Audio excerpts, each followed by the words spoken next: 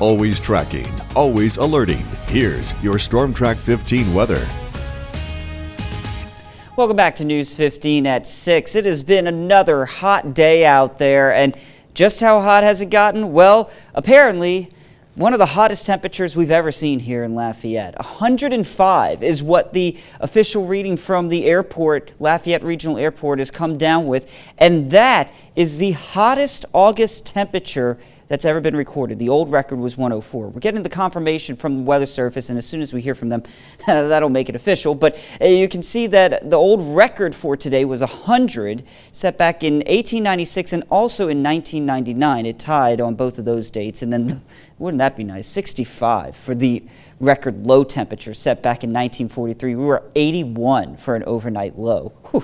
Out there right now, still looking hot. That golden glow across downtown. A few clouds still remain in the sky.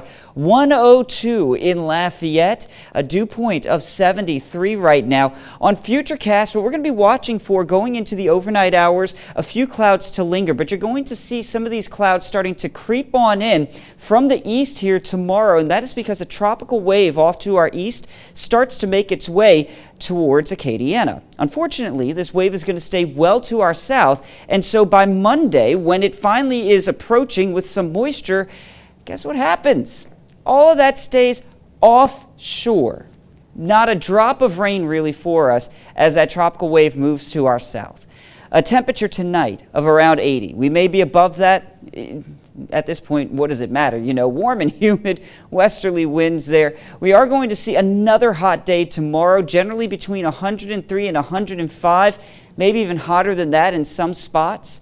This is some serious heat, and we're likely to break the record again on your Sunday. So just make sure you're staying hydrated. We have that excessive heat warning too in place.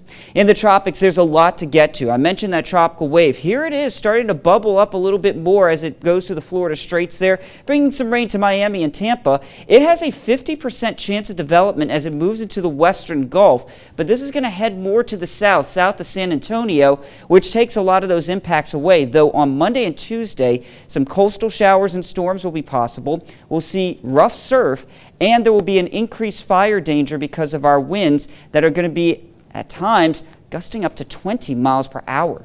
Now, elsewhere in the Atlantic, it is a very busy time here. You know, we are getting to the peak of hurricane season. A new tropical depression has formed. This is Tropical Depression 6. It's not going to last long as it just kind of skirts off towards the west. We have another area of interest here in the Caribbean that has a 60% chance of development. This one I want to watch just because models have no clue where this thing's going.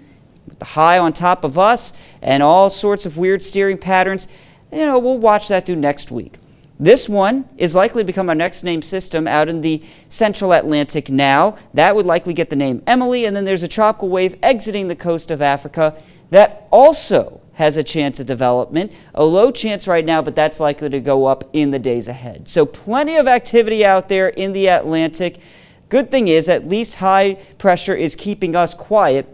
We'll watch for a few storms there on your Monday, but look at this. We'll be challenging for our all-time record high next week, 105 or hotter starting on Thursday. Ryan?